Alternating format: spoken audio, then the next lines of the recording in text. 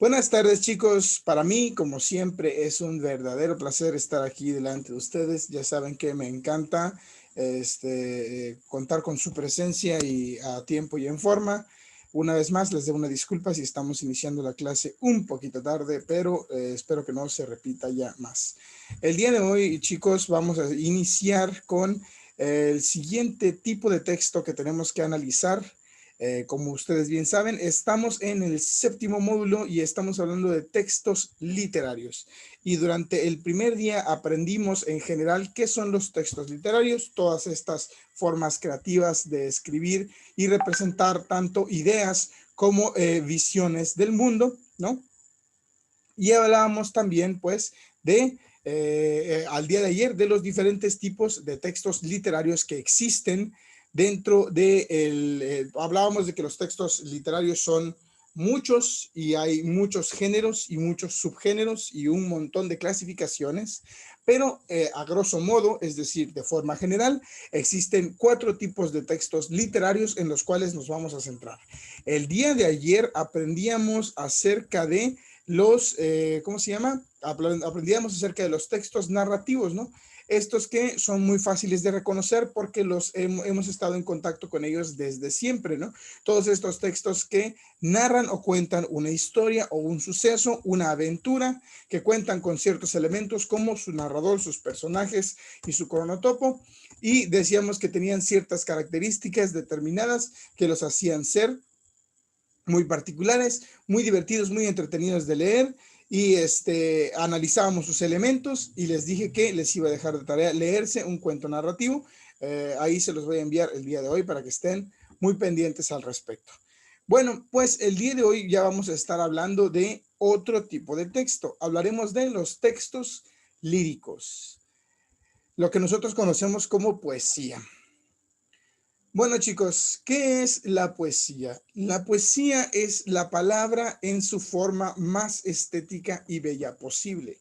La poesía consta de generar y estructurar un pequeño texto en el que se pueda definir o redefinir el significado de todo lo que se escribe a través de la belleza y la manipulación lingüística con el objetivo de generar o crear una obra cuyo principal objetivo sea embellecer la palabra misma. La poesía es cuando hacemos uso de la palabra para crear algo hermoso y expresar emociones, sentimientos, etcétera, etcétera, etcétera. El texto lírico tiene características muy específicas de sí misma. Si bien el texto lírico no se usa para narrar o para delatar un suceso, sí puede ser un medio para el cual transmitir emociones y experiencias. Yo creo que la poesía es mi tipo de texto literario favorito. Soy un harto fanático de la poesía y el día de hoy vamos a iniciar leyendo, por supuesto. Vamos a leer unas cuantas poesías. La primera que vamos a leer es La Mancha de Púrpura. Como hemos hecho en estos días, yo leo, ustedes siguen con la mirada para que no nos atrasemos nada más, pero sí les pido de favor que sigan con la mirada e intenten comprender paso a paso todo lo que escuchamos mientras leemos. Esta primera poesía se llama La Mancha de Púrpura y dice así: me impongo la costosa penitencia de no mirarte en días y días, porque mis ojos, cuando por fin te miren, se aneguen en tu esencia, como si naufragasen en un golfo de púrpura, de melodía y de vehemencia. Pase el lunes y el martes y el miércoles, yo sufro tu eclipse, oh criatura solar, mas en mi duelo el afán de mirarte se dilata, como una profecía, se descorre cual velo paulatino, se acendra como miel, se agilata como la entraña de las piedras finas y se aguza como el llavín de la celda de amor de un monasterio en ruinas. Tú no sabes la dicha refinada que hay en huirte, que hay en el furtivo gozo de adorarte furtivamente, de cortejarte más allá de la sombra, de bajarse el embozo una vez por semana y exponer las pupilas en un minuto fraudulento a la mancha de púrpura de tu deslumbramiento. En el bosque de amor soy cazador furtivo. Te acecho entre dormidos y tupidos follajes, como se acecha un ave fúlgida. Y de estos viajes por la espesura traigo a mi aislamiento el más fúlgido de los plumajes, el plumaje púrpura de tu deslumbramiento. Esta es la primera poesía, vamos a leer la segunda. La segunda se titula Cisne y dice así. Si te digo que te amo no es mentira, quiero ser muy fiel a ti toda la vida. Quiero verte en las mañanas cada día, despertar con tu mirada en la mía. Si te digo que me tienes en tus manos, que quiero vivir contigo por 1000 años, que yo debo protegerte sin dudarlo, que tu cuerpo es un templo para amarlo. No pienses en mis palabras como el viento, si supieras que te pienso todo el tiempo, que tu alma está en la mía y arraigada, que cuando no estoy contigo no soy nada. Te prometo estar contigo hasta la muerte, y aunque no te tengo, vea he de esperarte. Si te vas antes que yo, no he de olvidarte, que si no es de ti, no quiero enamorarme. Y por último vamos a leer esta que se titula Amor. Es una poesía muy guapa y dice así. Mujer, yo hubiera sido tu hijo por beberte la leche de los senos como de un manantial, por mirarte y sentirte a mi lado y tenerte en la risa de oro y la voz de cristal, por sentirte en mis venas como Dios en los ríos y adorarte en los tristes huesos de polvo y cal, porque tu ser no pasara sin pena al lado mío y saliera en la estrofa limpio de todo mal. ¿Cómo sabría amarte, mujer? ¿Cómo sabría amarte? Amarte como nadie supo jamás, morir y todavía amarte más, y todavía amarte más y más. Estas tres poesías a mí me gustan mucho porque tienen un tema en general. ¿Cuál creen que sea el tema general de las tres poesías? Considérenlo un segundo. Si tuviéramos que ponerle un nombre o tuviéramos que ponerle, no lo sé, generalizar de lo que están hablando, ¿qué consideran que sería esto? No sé, terror, romance.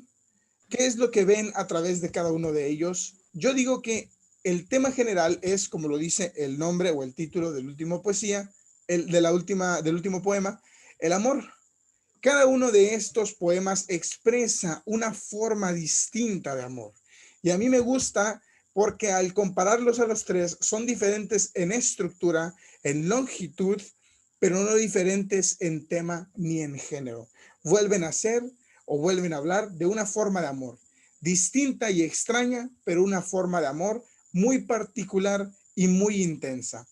Durante la mancha de púrpura podemos ver algunos detalles que nos hacen sentir levemente incómodos, como la forma intensa en la que esta persona quiere a la persona de la que habla en el poema. Le dice, me impongo la costosa penitencia de no mirarte. Para él, no ver a esta persona es como un auténtico dolor, como un castigo, y lo hace adrede para que cuando la pueda ver, se sienta todavía mejor, se sienta como cuando la luna eclipsa al sol. Y de hecho, compara a la persona que ama con una criatura solar. Así de mucho se siente enamorado. Cuando ve a la persona, la ve como una estrella, como si brillara tanto como brilla el mismo sol. Y todo esto parece muy romántico hasta que llegamos a la segunda parte de la poesía y nos damos cuenta que esta forma de amor podría ser quizás no la más saludable ni la más apropiada, ¿no? Y dice, no sabes la dicha refinada que hay en huirte, que hay en el furtivo gozo de adorarte furtivamente, de cortejarte más allá de la sombra. Furtivo se conoce como a cualquier animal o cazador incluso que se encarga de perseguir a su presa de forma silenciosa hasta poder atraparla cuando menos se lo espera. De repente este tipo de amor ya parece como extraño, ¿no? Porque este personaje no solamente ama a la persona a la que le dedica el poema, sino que la otra persona probablemente ni siquiera le corresponde.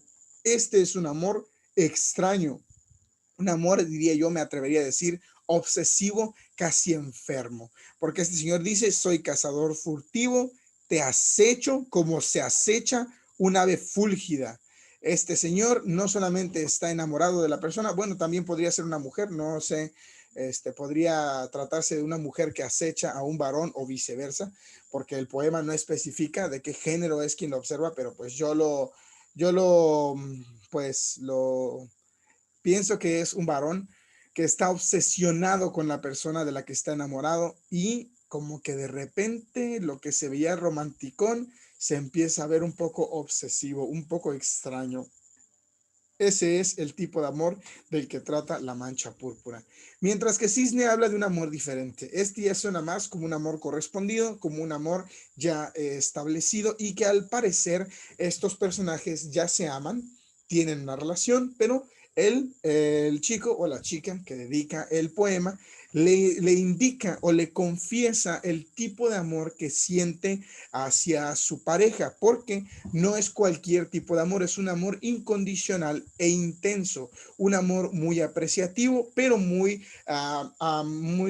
¿cómo se llama? ¿Cómo se diría? Arraigado, quizás muy fuerte, muy unido, muy lindo, y le promete un amor absoluto y completo. De hecho, la poesía se titula Cisne porque, por si no lo sabían, los cisnes tienen una sola pareja toda su vida. Y si su pareja con la que forman una familia se muere, no vuelven a estar juntos. Entonces, este personaje indica a la persona a la que le dedica su poesía que la va a amar como si él fuera el mismo cisne, como si no fuera capaz de volver a amar a nadie más en toda su vida. Entonces, este es un amor permanente, ¿no? Eterno. Y por último, este tipo de amor es un amor apreciativo, casi técnicamente complicado. Y yo siento que este podría ser también un amor no correspondido, pero por circunstancias distintas al del anterior poema, ¿no? Al de La Mancha de Púrpura. Porque si bien en La Mancha de Púrpura se ve todo muy intenso, este también utiliza un lenguaje mucho más complicado para referirse a las emociones expresadas. Como por ejemplo en la primera estrofa inicia, yo hubiera sido tu hijo por beberte la leche de los senos. Y automáticamente todos nos quedamos como de ¿qué? ¿Por qué? Pero no se refiere literalmente a amamantarse, sino a disfrutar a la persona con la que se encuentra de una forma distinta y más complicada. Sin embargo, cuando lleguemos al final del poema, el autor empieza a hablar en forma figurativa. ¿Cómo sabría amarte, mujer? Casi como si la mujer no le correspondiera. Aquí sabemos que se trata de un hombre a una mujer, porque aquí dice yo hubiera sido tu hijo, entonces es un varón, es de un hombre a una mujer. Aquí sí se determinan los géneros de tanto quién dedica la poesía como a quién se le dedica la poesía. Y le dice, ¿cómo sabría amarte, mujer? ¿Cómo sabría amarte como nadie supo jamás? No dice, ¿cómo te amo, mujer? Dice, ¿cómo sabría amarte? Entonces, quizás este también es un amor frustrado o no logrado, ya fuera porque no pudieron estar juntos cuando se lo merecían, porque la mujer falleció antes de que él pudiera expresarle sus emociones, o porque ya no tuvieron la oportunidad de estar juntos antes de que sucediera lo que fuera que haya sucedido que los separó. Entonces son tres tipos de amor distintos, pero los tres poemas hablan del mismo tema. ¿A qué voy con todo esto? La poesía, chicos, puede tratar del mismo asunto 40 veces y aún así encontrar una forma distinta de expresar emociones similares e intensas con palabras diferentes y siempre muy bonitas. Yo creo que la poesía es la base de todo lo que nosotros conocemos como la expresión emocional. Y cada vez que le decimos lo que sentimos a alguien es poesía. Es complicado saber determinar cuándo se convierte en un texto artístico y cuándo una persona normal está escribiendo poesía en un mensaje de WhatsApp, pero yo creo que deberíamos de ser capaces de diferir y de reconocer que en muchas ocasiones utilizamos o hacemos uso del lenguaje poético para expresarle nuestras emociones a las demás personas. Ya dígase en circunstancias románticas, como cuando le dices a tu novio te amo de aquí a las estrellas, ¿no? Es una cantidad que jamás podrías comparar, ni siquiera puedes comprender, pero de una forma poética te refieres a una enorme cantidad, ¿no? Entonces también puede ser una temática diferente, puedes decirle a alguien te odio con toda mi alma, y es un lenguaje levemente poético, ¿no? Hay cierto drama catártico dentro de nuestras emociones que yo creo que podemos considerar una forma urbana o quizás regular zona de poesía que existe por naturaleza en nuestra personalidad. Nuestra necesidad de ser exagerados y dramáticos nos hace así. El ser humano es un ser humano muy dramático. Muy bien, vamos a continuar. Ahora sí, ya, entrando en materia, ya que les dije más o menos qué onda con la poesía, qué es lo que yo pienso y por qué creo que deberían de apreciarla un poco más, vamos a hablar más bien de la estructura y los elementos que componen la poesía. Como ustedes saben, todos los textos están compuestos de estructura. Los textos didácticos tienen introducción, desarrollo y conclusión, ¿no? Y los textos narrativos tienen inicio, desarrollo, clímax y solución final. Y todos los tipos de textos tienen diferentes estructuras. Ahora, ¿cómo podemos determinar cuál es la estructura y cuáles son los elementos que forman una poesía o forman un poema? Bueno, estos son los siguientes. Primero que nada, cuando la narrativa tiene al narrador, es decir, que tiene a una persona que cuenta la historia, y ya decíamos ayer que hay diferentes tipos de narrador, espero que eso se lo hayan memorizado, la poesía también tiene algo que se conoce como el sujeto lírico. ¿Qué es el sujeto lírico? Pues el sujeto lírico es en realidad la persona que dedica o que dice la poesía. En estas formas, a veces es el autor, a veces es un personaje que crea el mismo autor dentro de este mundo poético y figurativo que en realidad no existe, pero ahí está. Entonces, el sujeto lírico es la persona que dice, que dictamina la poesía. En las poesías que leímos, en los poemas que leímos previamente, la persona que habla en La Mancha Púrpura, pues es este raro stalker, este personaje ahí medio obsesionado. En El Cisne es como un tipo muy enamorado, y en Amor es este señor como más madurón. A mí me da un aire más como más de un hombre, más de alguien que conoce la vida de una forma más formal, ¿no? Entonces, el sujeto lírico se encarga de determinar quién dice o quién dedica la poesía, desde la perspectiva de qué persona se escribe una poesía. Por ejemplo, cuando leemos un poema en el Día de las Madres, usualmente el sujeto lírico son los hijos a sus madres, es decir, los autores escriben sus poesías para sus mamás, pero hay otros poetas, hay algunos escritores que escriben precisamente basados en sus propias experiencias, y por lo tanto su sujeto lírico suelen ser ellos mismos, y que escriben poesías tal vez para algunas personas que conocieron o que se conocen en su vida personal, ¿no? Luego están los versos y las estrofas. ¿Qué son los versos y las estrofas? Todos los poemas tienen, digamos así, estructuras que pueden ser visibles por las divisiones que hay en ellas. Una estrofa, chicos, es una composición de versos, y un verso es cada línea del poema. Las estrofas componen un poema entero, pero se pueden dividir. La primera estrofa se encuentra después de la primera división, y los poemas siempre se encuentran divididos. Entonces, aquí está la primera estrofa y esta sería la segunda. Y cada verso es cada una de las líneas que componen la estrofa. Quiero comentarles que los poetas tienen esta forma dramática de escribir que les hace dividir sus poesías por sí mismos. Es decir, en las poesías es tan importante la forma y la posición en la que se escriben las líneas. Entonces, cuando un poeta inicia a decir algo en la siguiente línea, pero lo dice en la siguiente de abajo, es por una razón. Por ejemplo, en esta, me impongo la costosa penitencia de no mirarte en días y días. Esta podría ser una sola línea. Entonces, ¿por qué el poeta decide dividirlo aquí en vez de poner esto de no mirarte días y días en la misma línea? Por su estructura, porque él decide que quiere que penitencia sea la última palabra en este verso para que pueda rimar con esencia y con vehemencia. Entonces, depende completamente de las decisiones que toma el autor al escribir y estructurar su poema. Pero deben de saber que en este poema en Cisne se ve un poco más. Cada vez que hay una separación se trata de una estrofa, y cada vez que se encuentra un verso, y cada vez que contamos con un verso es una línea que compone la misma estrofa. Ahora, un tipo de poema puede ser determinado o se le puede conocer por la cantidad de estrofas que tiene, por la cantidad de versos que tiene.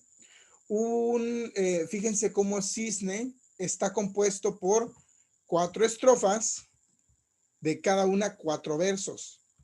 A diferencia, por ejemplo, de que la primera estrofa tiene 5 versos y la segunda estrofa tiene muchos más, ¿no? Tiene 2, 4, 6, 8 versos. Cisne, por otro lado, tiene 4 versos en cada una de sus 4 estrofas. Por lo tanto, Cisne es un cuarteto. Está escrito de tal forma que cada 4 estrofas, perdón, cada 4 versos se compone una estrofa, ¿ok? Entonces, si tiene 8 es un octeto, si tiene 5 es un quinteto, etcétera, etcétera. Cada estrofa será determinada y denominada por la cantidad de versos que contiene. ¿No? Y chequen cuántas, aquí hay 2 estrofas y fíjense cómo las líneas se estructuran a sí mismas de esta forma aquí. Y abajo, este canijo decide dividirlas como si esta o esta última línea fuera una sola, pero al mismo tiempo fueran varias para hacerlo más dinámico. Es la estructuración de la belleza estética de la palabra y la letra. Así son los poemas. Después, la poesía tiene ritmo y tonicidad. ¿Qué es el ritmo y la tonicidad, señores? El ritmo se da con la velocidad que podemos adquirir y seguir poder hablando o diciendo la poesía, ¿ok? Sin perder el hilo de la misma. Creo que la más sencilla que podemos encontrar la tonicidad y el ritmo es en Cisne. Así que vamos a tomar la primera estrofa de Cisne y vamos a hablar de cómo funciona la tonicidad y el ritmo dentro de esta poesía. Ustedes pueden ver que en Cisne hay, por ejemplo, en la primera estrofa hay 1, 2, 3, en el primer verso, perdón, en el primer verso hay 1, 2, 3, 4, 5, 6, 7, 8, 9 palabras. En el segundo verso hay 1, 2, 3, 4, 5, 6, 7, 8, 9 palabras. En el tercer verso hay 1, 2, 3, 4, 5, 6, 7 palabras. Y aquí hay 1, 2, 3, 4, 5, 6, 7 palabras. ¿No? Aquí hay 9 palabras y aquí hay 7 palabras. Puede que las palabras estén distintas, pero la composición por sílabas es la misma. El ritmo de una poesía se establece por las sílabas que hay en ella y por el ritmo que se adquiere al leerlas constantemente. Son como canciones, tienen un ritmo marcado por las sílabas tónicas de cada palabra y por la cantidad de sílabas que hay en ella. Pese a que en la primera, en los primeros 2 versos hay 9 palabras y en el segundo verso hay 7 palabras, esta poesía tiene la misma cantidad de sílabas. Chequen. Si te digo que te amo, no es, este se junta porque es un diptongo, no es mentira. Quiero ser muy fiel a ti toda la vida. Quiero verte, este se junta porque es un diptongo una vez más, verte en las mañanas cada día. Aquí hay otra, perdón. Día. Despertar con tu mirada en la mía. 12 sílabas. Cada una de estas tiene 12 sílabas. 1, 2, 3, 4, 5, 6, 7, 8, 9, 10, 11, 12, 13. ¿Cómo? ¿Conté mal? 1, 2, 3, 4, 5, 6. Aquí hay una sola. 1, 2, 3, 4, 5, 6, 7, 8, 9, 10, 11, 12. Ahí hay una sola.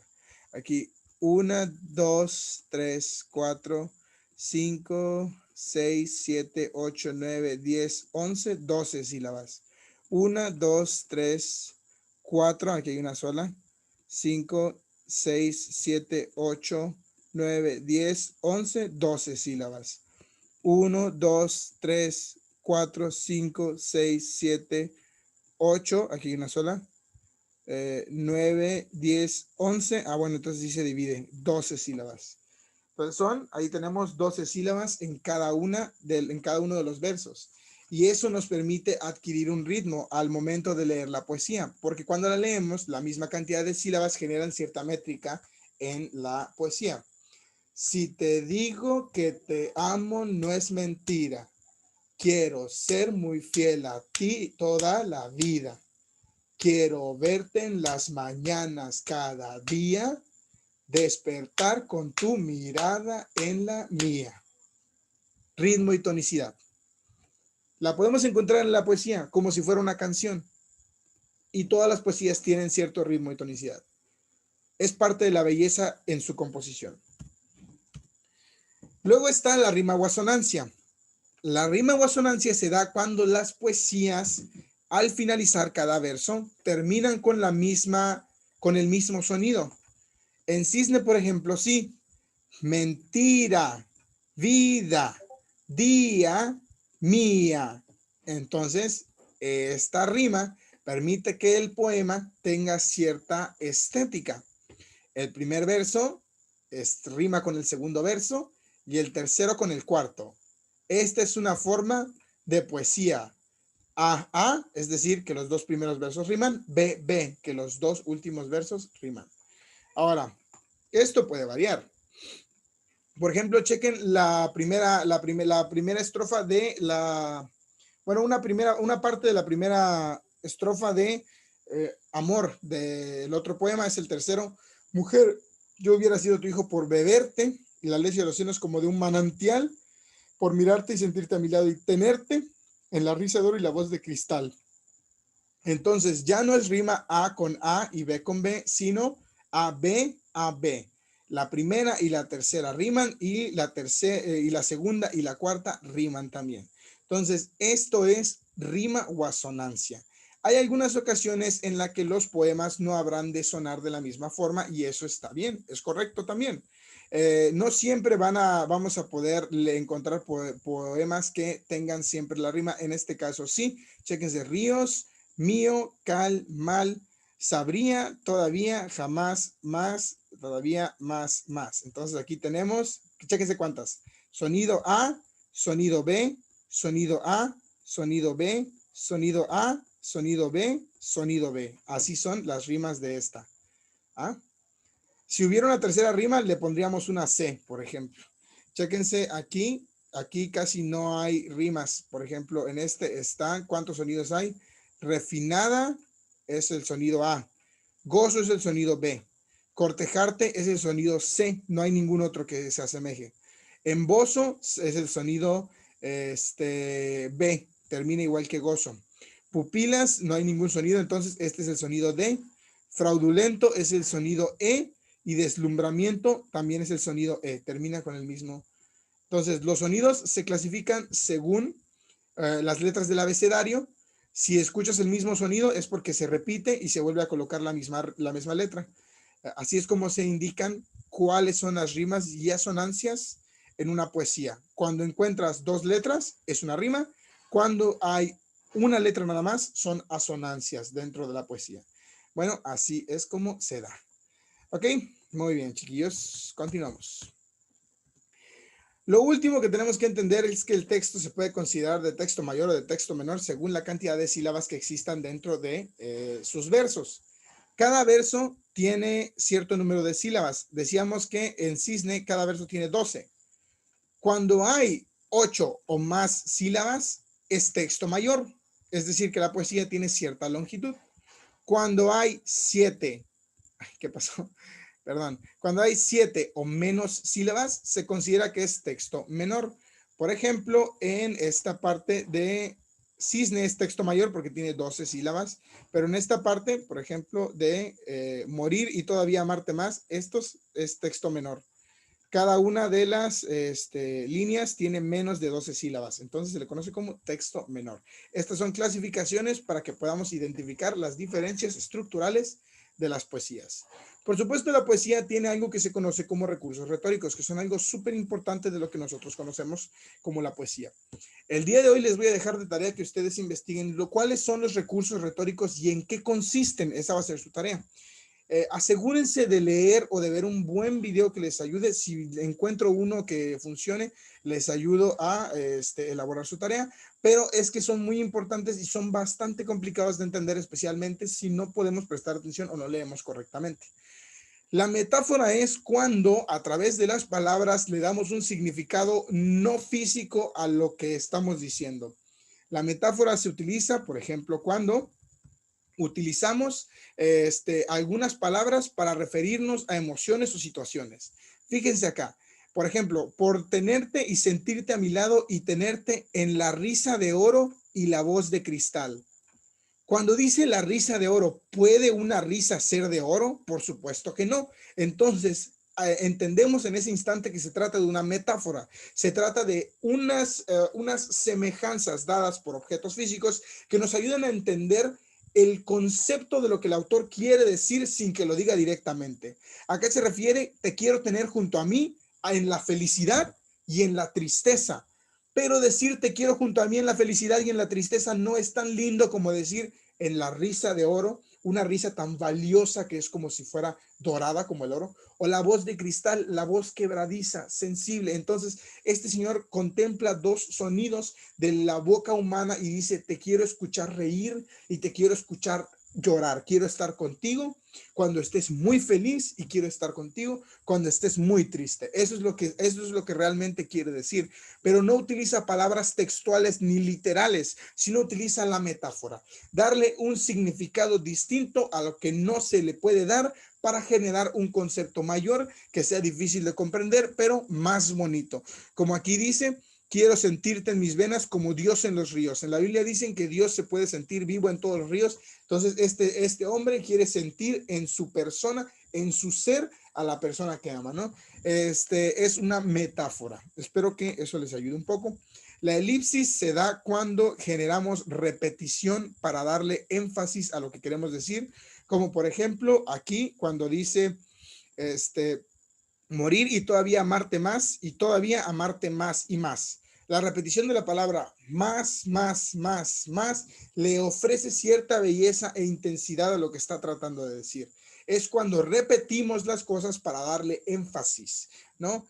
Amarte más y todavía más y más. Entonces, ya no es solamente amarte más, es más y más. La repetición nos ayuda a escalar lo que el autor quiere decir. Y por último se encuentra también la hipérbole, que es la exageración para darle énfasis, ¿no? Como por ejemplo aquí que le dice, quiero verte en las mañanas cada día, probablemente no la pueda ver todos los días en la mañana el autor, pero él dice que cada día lo exagera para que la persona se pueda sentir extremadamente querida. Esos son los recursos retóricos más sencillos de comprender. Hay muchos otros más complicados que les van a tocar a ustedes encontrar, investigar y comprender.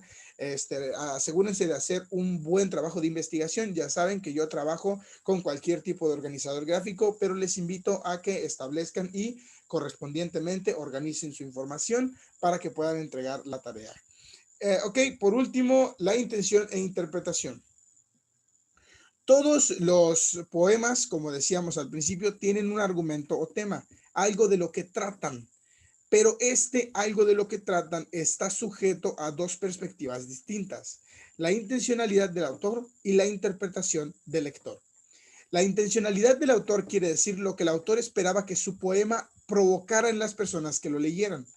El autor siempre, siempre, siempre pretenderá darle un énfasis propio y personal a las emociones que él quiere transmitir en su poesía. Pero el lector juega un papel activo, porque es el lector el que se encargará de darle interpretación. Nosotros cuando leemos lo que leemos, recibimos el código, lo decodificamos y de inmediato lo interpretamos. Es decir, tratamos de averiguar qué es lo que realmente pretende decirnos el autor a través de la poesía que escribe. ¿A qué me refiero con esto?